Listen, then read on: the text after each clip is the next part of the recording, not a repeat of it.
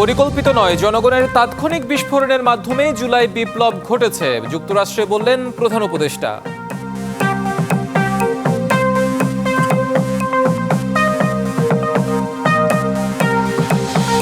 নির্বাচন ও সংস্কার নিয়ে জাতিসংঘে অবস্থান স্পষ্ট করেছেন ডক্টর ইউনূস। দেশকে সঠিক পথে এগিয়ে নেওয়ার দায়িত্ব রাজনৈতিক দলগুলোর, মত বিশ্লেষকদের।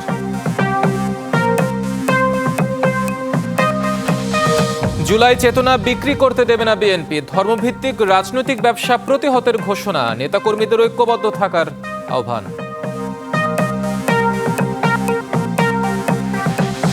কয়েকটি রাজনৈতিক দল বসে ভাগ্য নির্ধারণ করবে এমন দায়িত্ব জনগণ কাউকে দেয়নি, ক্ষমতায় গেলে দাবি আদায়ে রাস্তায় নামতে হবে না, বলছে জামায়াত। দেবী দুর্গার বোধনের মধ্য দিয়ে শুরু হলো পূজার আনুষ্ঠানিকতা। কাল মহাষষ্ঠী, ঢাকার মন্দির মণ্ডপ মুখরিত ঢাক ঢোলের শব্দে।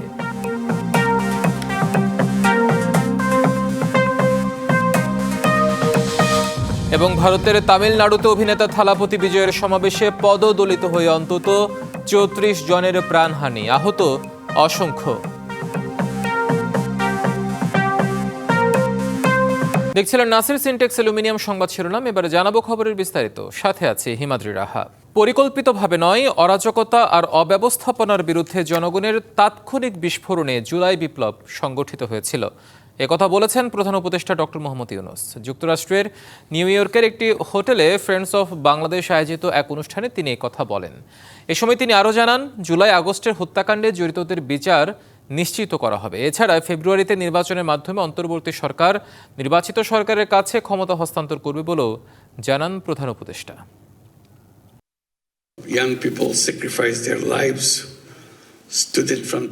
গত বছরের জুলাইয়ে বাংলাদেশে পরিকল্পিতভাবে কিছু হয়নি। বিশেষ করে তরুণরা অরাজকতা আর অব্যবস্থাপনা আর নিতে পারছিল না। এটি ছিল জনগণের তাৎক্ষণিক বিস্ফোরণ। বহু তরুণ দেশের স্বার্থে অকাতরে তাদের জীবন দিয়েছে। তবে যারা এসব হত্যাকাণ্ডে জড়িত, আমরা তাদের বিচার নিশ্চিত করব। বিপ্লবের পর শৃঙ্খলা ফিরিয়ে আনার পর বিচার, সংস্কার ও নির্বাচন, এ তিনটি কাজে গুরুত্ব দিচ্ছে অন্তর্বর্তী সরকার। আগামী বছরের ফেব্রুয়ারির প্রথমার্ধে বাংলাদেশে জাতীয় নির্বাচন হবে। এই নির্বাচনের মাধ্যমে অন্তর্বর্তী সরকার নির্বাচিত সরকারের কাছে ক্ষমতা হস্তান্তর করবে।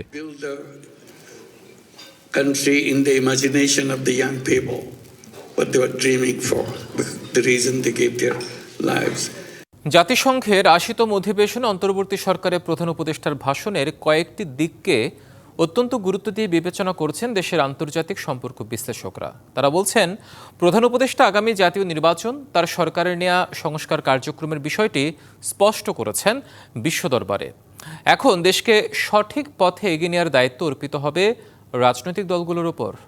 শুক্রবার জাতিসংঘের সাধারণ পরিষদের ৮০তম অধিবেশনে দেওয়া ভাষণে প্রধান উপদেষ্টা ছাত্র জনতার অভ্যুত্থান পরবর্তী অন্তর্বর্তী সরকারের গৃহীত নানা পদক্ষেপ, আঞ্চলিক ও বৈশ্বিক সমস্যা, যুদ্ধ সংঘাত সহ নানা বিষয় তুলে ধরেন। বাংলাদেশের সাধারণ নির্বাচন অনুষ্ঠানের প্রস্তুতির কথা জাতিসংঘকে জানিয়ে বিশ্ববাসীর কাছে অবস্থানও স্পষ্ট করেন তিনি।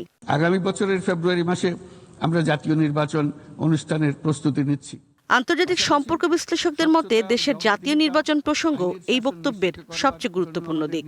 পলিটিক্যাল পার্টি এবং গ্লোবাল কমিউনিটির সামনে তিনি ইলেকশনটাকে হাইলাইট করেছেন। তার মানে তার কমিটমেন্ট ফর ইলেকশন নিয়ে আর কোনো দ্বিধাদ্বন্দ্বের জায়গা নেই।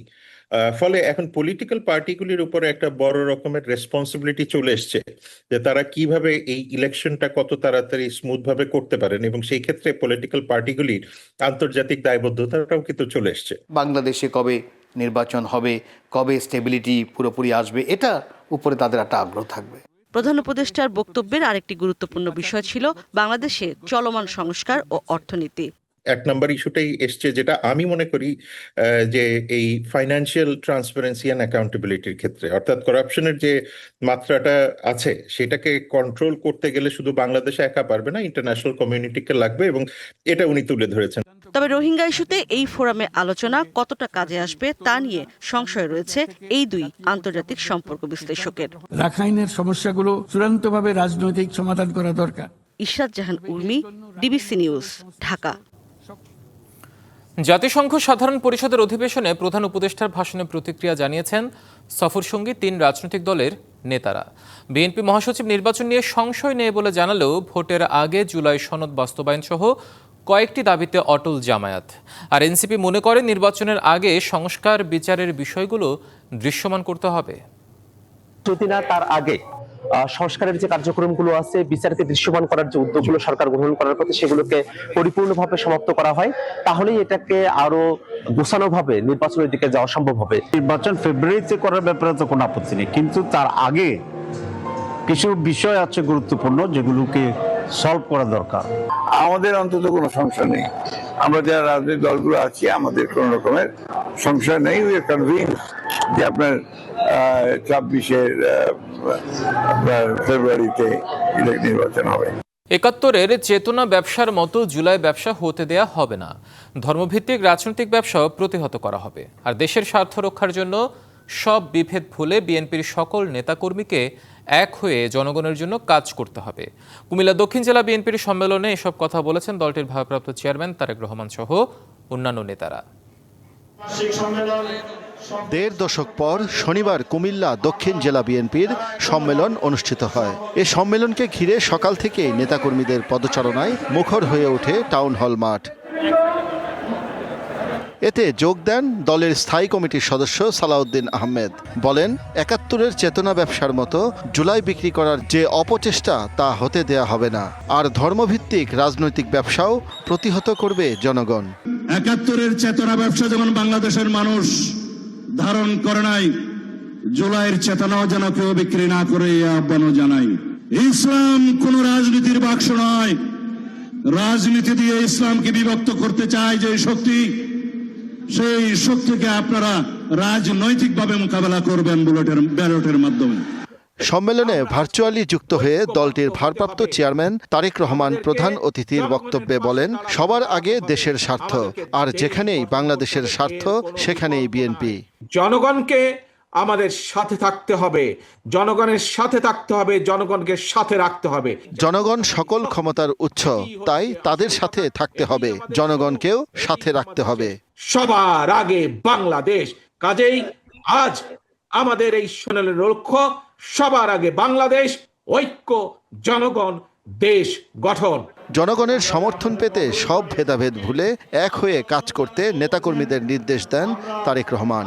বিএনপির প্রতিটি নেতাকর্মী আজ থেকে আমরা সকল ভেদাভেদ ভুলে আমরা আজকে ঐক্যবদ্ধ হতে হবে। শাহ ইমন, ডিবিসি নিউজ, ঢাকা। কয়েকটি রাজনৈতিক দল বসে দেশের ভবিষ্যৎ নির্ধারণ করবে এমন দায়িত্ব জনগণ কাউকে দেয়নি। পরিবর্তনের জন্য দরকার জনগণের ম্যান্ডেট। রাজধানীতে এক আলোচনা সভায় এমন কথা বলেছেন খোদ রাজনীতিবিদরাই। তাদের অভিযোগ, ঐক্যমত্যের আলোচনার বাইরে গিয়ে নতুন নতুন বিভিন্ন প্রস্তাবনার মধ্য দিয়ে জাতির মধ্যে বিভেদ তৈরি হচ্ছে।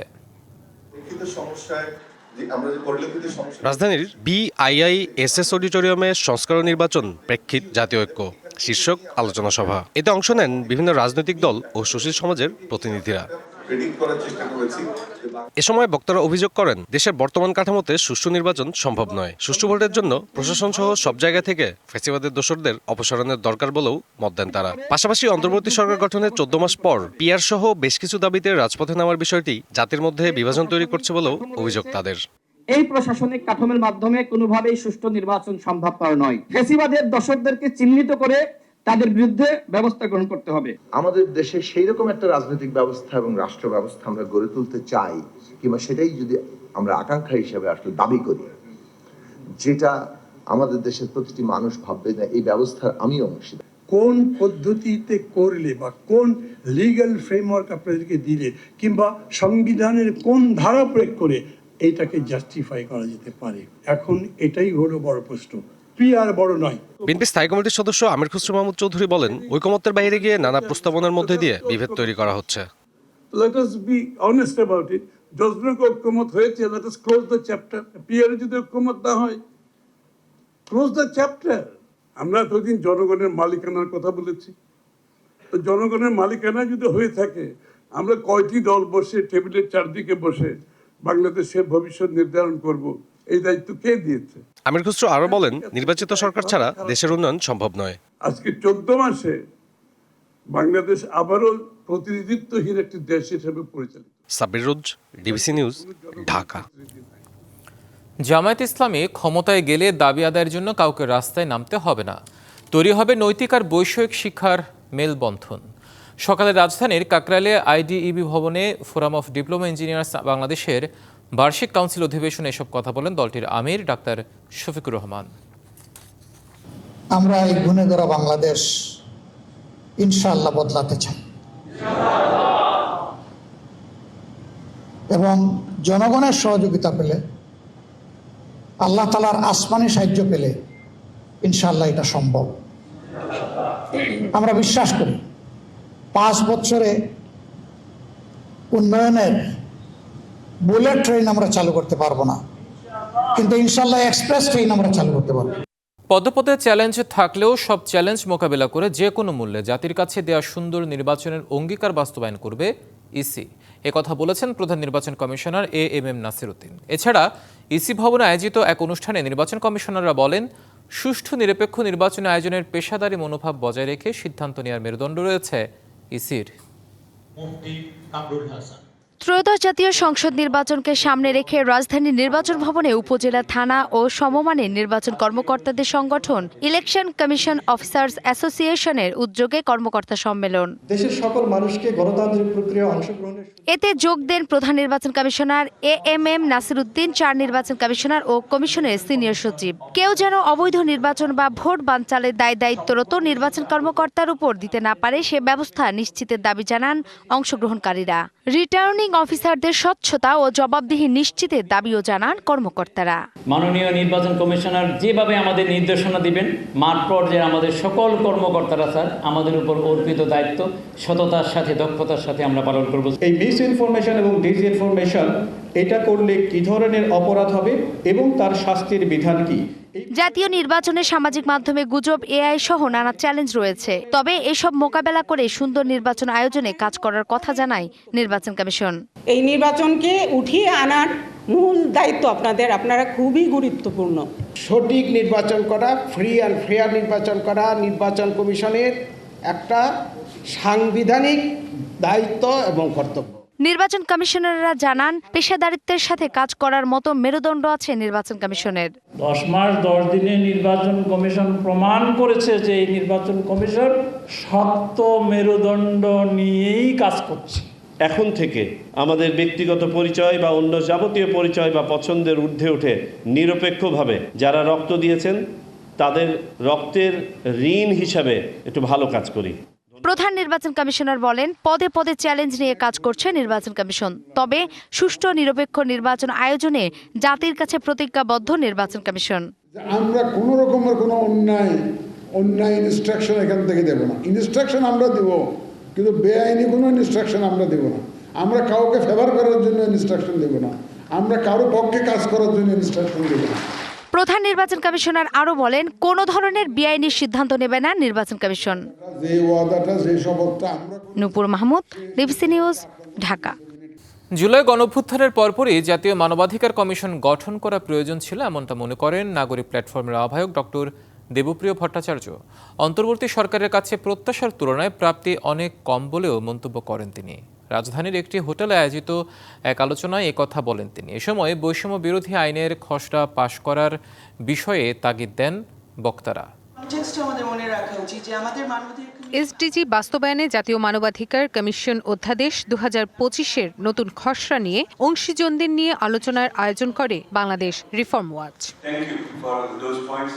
প্রাধান্য পায় আন্তর্জাতিক মানদণ্ডের প্রেক্ষাপটে জাতীয় মানবাধিকার কমিশনের কার্যপরিধি গঠন, স্বাধীনভাবে কার্যক্রম পরিচালনা এবং প্রতিরোধমূলক ব্যবস্থা গ্রহণের সক্ষমতার সমৃদ্ধিকরণ। সমাজ সেবা এরকম কয়েকটা ব্যাকগ্রাউন্ড দেওয়া আছে, কিন্তু আসলে তাদের ট্র্যাক রেকর্ড কি আছে কি নাই মানবাধিকার সুরক্ষার ক্ষেত্রে সেটা দেখার জন্য মনে হয় আরেকটু সুনির্দিষ্ট ক্রাইটেরিয়া করে দিলে ভালো হয়। অভিজ্ঞতার আলোকে আলোচকরা তুলে ধরেন মানবাধিকার কমিশনের প্রতিবন্ধকতার বিভিন্ন দিক। একটি শব্দে শুধু বলা হয়েছে উপযুক্ত বিবেচনা করে বাছাই কমিটি নির্বাচন করবে। সেই উপযুক্ততার শর্ত মানদণ্ডগুলো কি সেগুলো সুনির্দিষ্ট করা দরকার। বিশেষ করে সংশ্লিষ্ট খাতে দক্ষতা, অভিজ্ঞতা এবং বিশেষ করে ট্র্যাক রেকর্ড দেখতে হবে।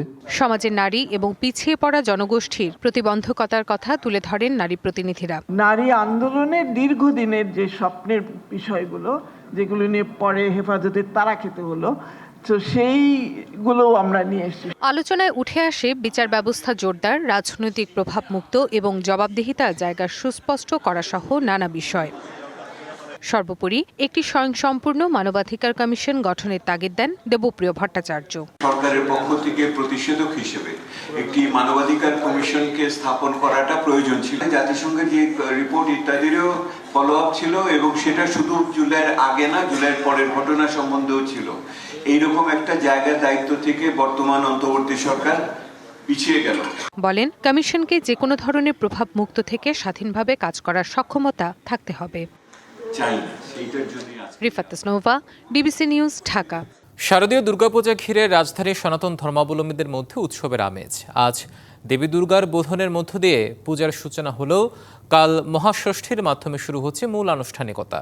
এর মধ্যে ঢাকা মহানগরীর পূজা মণ্ডপগুলোর প্রস্তুতি প্রায় সম্পূর্ণ। পূজার আগে দেশের কয়েকটি স্থানে বিচ্ছিন্ন কিছু ঘটনা ঘটলেও সুষ্ঠুভাবে শেষ হবে এবারের দুর্গোৎসব, এমন আশা পূজা উদযাপন পরিষদের।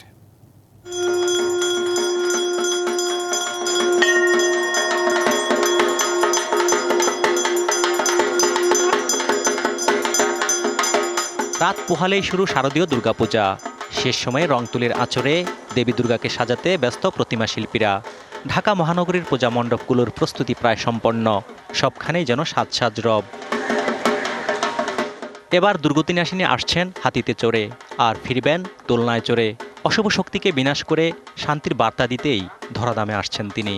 যা দেবী সর্বভূতেষু মাতৃরূপেণ সংস্থিতা নমঃ তস্যৈ নমো নমঃ। মা আসছেন মাতৃরূপে এই ধরাধামে। সকল মাতৃমায়েদের সন্তানদের যাতে মঙ্গল হয়, শান্তি হয়, মা সেটাই করবেন মাতৃরূপে। পূজা ঘিরে রাজধানীর সনাতন ধর্মাবলম্বীদের মধ্যে বিরাজ করছে উৎসবের আমেজ। অপ্রীতিকর কোনো ঘটনা ছাড়াই দুর্গোৎসব সম্পন্ন হবে, এমন আশা ভক্তদের। কালকে থেকে শুরু হবে মেইন অনুষ্ঠান, কিন্তু আমাদের মধ্যে পূজার আমেজ শুরু হয়ে গেছে। আমরা আশা করব সবাই জানি অনেক আনন্দ ফুর্তি করতে পারে। এবার পুজোর মহল তো সবার মধ্যেই এসে পড়েছে। আমরা চাচ্ছি এবছর যেন সবকিছু সুষ্ঠুভাবে সুন্দরভাবে সম্পন্ন হয়। আমরা চাই সে দেশের সর্বকোণায় সব জায়গায় যেন দুর্গমা যেভাবে শান্তিভাবে এসেছে সেভাবেই যেন আবার তার বাড়ি ফিরে। পূজা উদযাপন পরিষদ জানিয়েছে, রাজধানীতে এবার 259টি মন্দির মণ্ডপে দুর্গাপূজা উদযাপন হচ্ছে, যা গত বছরের তুলনায় 7টি বেশি। মাননীয় প্রধান উপদেষ্টা মহোদয় উনি জাতিসংঘে যাবেন বিদায়ী, যাওয়ার আগে আমাদের সাথে শারদীয় শুভেচ্ছা বিনিময় করেছেন এবং উনি ওনার বক্তৃতাতে বলেছেন যে আমি শান্ত মনে জাতিসংঘে যেতে পারব। সুতরাং ওনার বক্তব্যের মধ্যে বোঝা যায় যে শারদীয় দুর্গোৎসব যাতে সুন্দর এবং শান্তিপূর্ণভাবে হয়। সনাতন ধর্মাবলম্বীদের প্রধান ধর্মীয় উৎসব শারদীয় দুর্গাপূজা। এই উৎসব প্রতিটি বাঙালির হৃদয়ে বয়ে আনে অনাবিল হাসি আর আনন্দ। জাতি ধর্মবর্ণ নির্বিশেষে সকল ভেদাভেদ ভুলে বাঙালিদের মধ্যে গড়ে ওঠে সৌহার্দ্য আর সম্প্রীতির বন্ধন। দেবী দুর্গার আগমনের মধ্য দিয়ে সকল জরাজীর্ণতা কেটে পৃথিবীতে নেমে আসবে শান্তি আর সুখ সমৃদ্ধি, এমনটাই প্রত্যাশা সবার। অজিত সরকার, ডিবিসি নিউজ, রমনা, ঢাকা। সমাজ ও দেশের নানা ক্ষেত্রে অবদান রাখা 10 তরুণকে দেওয়া হলো স্টারশিপ ইন্সপায়ারিং 10 সম্মাননা। রাজধানীর একটি অভিজাত হোটেলে বর্ণাঢ্য এক আয়োজনে সম্মাননা দেওয়া হয়। অনুষ্ঠানে স্মাইল ফুড প্রোডাক্টস লিমিটেডের প্রধান বিপণন কর্মকর্তা মোহাম্মদ আসাদুজ্জামান বলেন, সমাজ ও দেশের জন্য সত্যিকারের উদ্ভাবনী এবং ইতিবাচক প্রভাব রাখার মতো তরুণদেরকে স্বীকৃতি দেওয়াই এই আয়োজনের লক্ষ্য। তিনি আরও বলেন, এই সম্মাননার উদ্দেশ্যে তরুণদের উদ্যোগ, প্রচেষ্টা ও উদ্ভাবনী চিন্তা এবং অদম্য মনোবলকে উদযাপন করা হয়। পাশাপাশি এই ধরনের স্বীকৃতি তাদের আরও উজ্জ্বল ভবিষ্যতের পথে চলতে অনুপ্রাণিত করবে বলে জানান তিনি। এ সময় উপস্থিত ছিলেন কণ্ঠশিল্পী দোলা রহমান, ব্র্যাক বিশ্ববিদ্যালয়ের উপাচার্য সৈয়দ ফরহাদ আনোয়ার ও হাবিবুল বাশার সুমন সহ বিভিন্ন অতিথিরা। বাংলাদেশ কমার্স ব্যাংক লিমিটেডের 27তম প্রতিষ্ঠা বার্ষিকী উপলক্ষে সাধারণ সভা অনুষ্ঠিত হয়েছে। শনিবার ডিজিটাল প্ল্যাটফর্মে এই সভা অনুষ্ঠিত হয়। ব্যাংকের পরিচালনা পর্ষদের চেয়ারম্যান মোহাম্মদ আতাউর রহমানের সভাপতিত্বে এতে পরিচালনা পর্ষদের সদস্যরা অংশ নেন। এছাড়াও ব্যাংকের কোম্পানি সচিব মোহাম্মদ ওমর ফারুক ভূঁইয়া সহ বিভাগীয় প্রধানরা যুক্ত হন। সাধারণ সভায় সমাপ্ত বছরের ব্যাংকের নিরীক্ষিত আর্থিক বিবরণী সহ বিভিন্ন বিষয়ে আলোচনা হয়। এবার দেখবেন সিএসআরএম এর সৌজন্যে ডিবিসি ইলেকশন এক্সপ্রেস।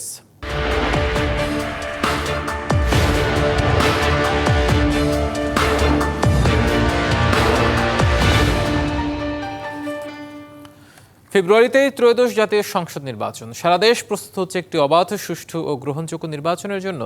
কি ভাবছে সাধারণ মানুষ থেকে শুরু করে আগামী জনপ্রতিনিধিরা, সে কথা জানাতে ডিবিসি নিউজের ইলেকশন এক্সপ্রেস ছুটে যাচ্ছে সব সংসদীয় আসনে। আজ আছে সারাদিন সংসদীয় আসন 27, কুড়িগ্রাম 3। স্বাগত সিএসআরএম ডিবিসি ইলেকশন এক্সপ্রেসে।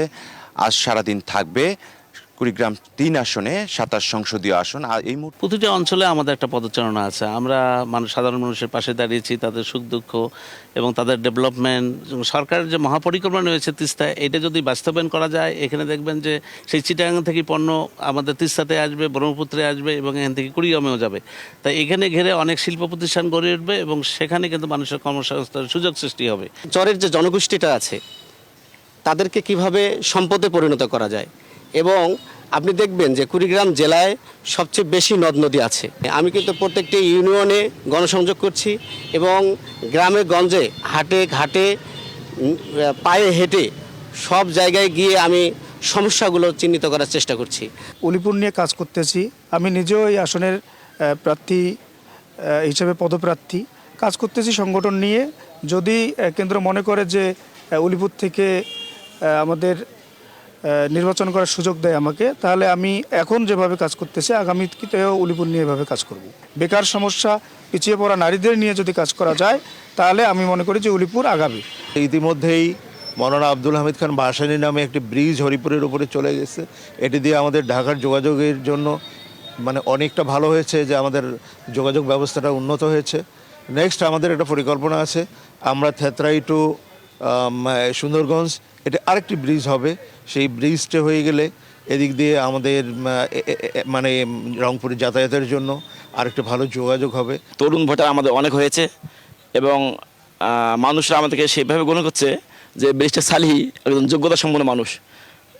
সে তরুণদের দিকে, ছাত্রদের দিকে, বেকারত্ব দূরীকরণের দিকে এবং সে বিভিন্ন দেশে ঘুরেছে, তার অনেক অভিজ্ঞতা সমৃদ্ধ হয়েছে এবং তার একটা ভীষণ উনি নিয়েছেন যে আমাদের উলিপুর আমাদের গর্ব, সমৃদ্ধ উলিপুর আমরাই গর্ব, তার একটা মনের বাসনা।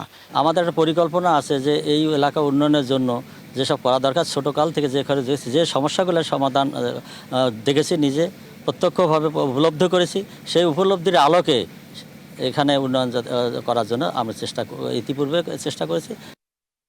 সংবাদে এ ছিল এখনকার মতো। ডিবিসি নিউজের সংবাদগুলো পড়তে ভিজিট করুন dbcnews.tv আর ভিজিট করুন ডিবিসি নিউজের ফেসবুক পেজ এবং ইউটিউব চ্যানেল। সঙ্গে থাকুন।